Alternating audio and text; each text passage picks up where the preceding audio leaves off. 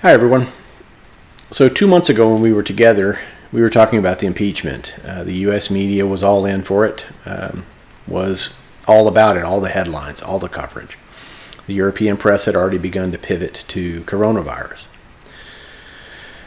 We had a period of about another 10 days where the U.S. media stayed wrapped up around impeachment, and about a week after that, discussing the fallout from the impeachment and what was going to happen going forward. Then suddenly they discovered coronavirus. The administration had already discovered coronavirus and was working towards it. You will have people argue against it, but knowing how bureaucracies operate, I'd suggest that we look at what the administration did on a level playing field and say that creating a task force and empowering it on the 29th of January, a public health emergency on the 31st, travel restrictions on the 31st, rewriting the federal rules on February the 4th to allow for non-FDA approved labs to begin testing, beginning to work with private industry, even with the threat of using the DPA, to begin to get testing equipment, testing set up, aggressively moving for a Title 32 declaration as each governor required it or requested it, and then providing both the USNS Mercy and the USNS Comfort to each coast to help take the load off so that coronavirus patients could be seen locally.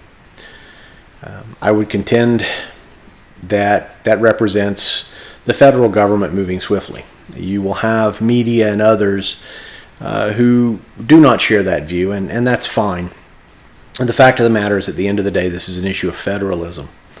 And the disasters and disaster declaration process and the mechanisms and means for dealing with those disasters, in this case a health emergency, are state issues.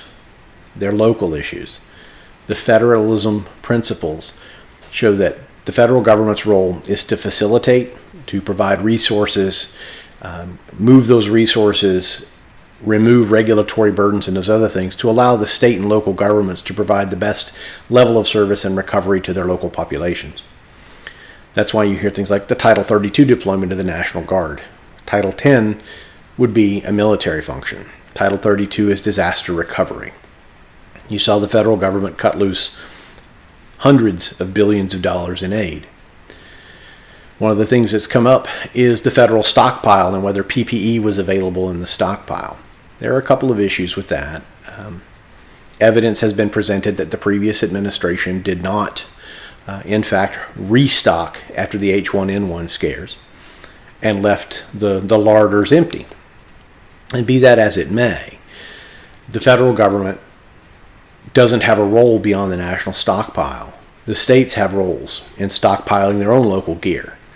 We know in California, for example, Governor Brown did not restock. We know that Governor Cuomo in New York failed to order additional ventilators and supplies.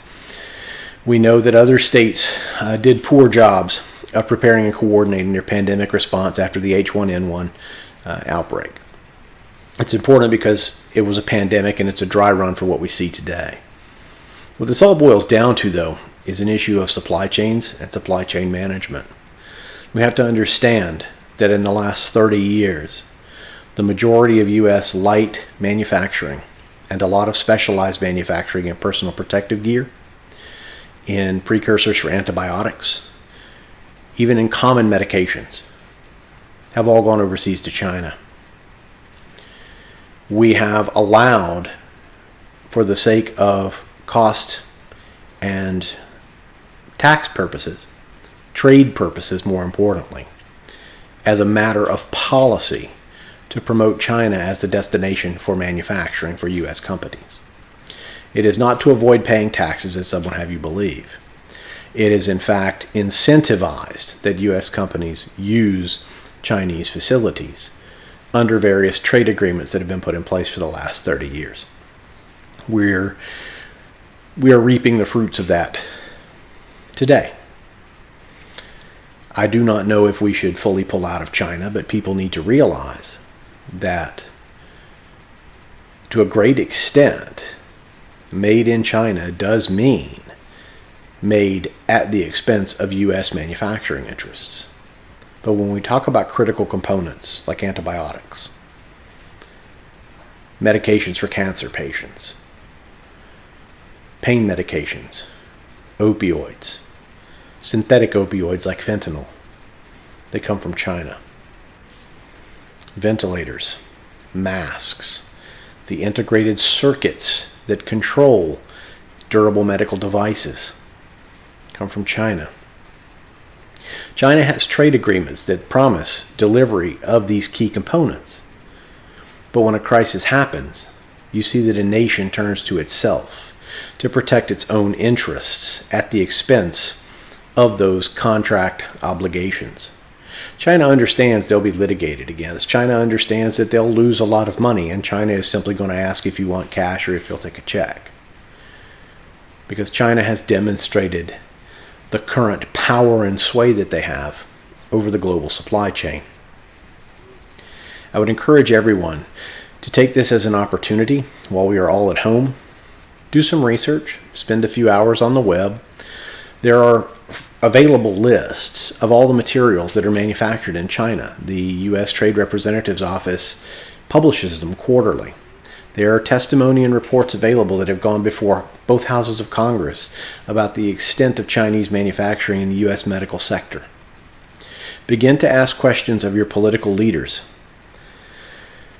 As painful as this might be, look at the investments of some of your political leaders on both sides of the aisle.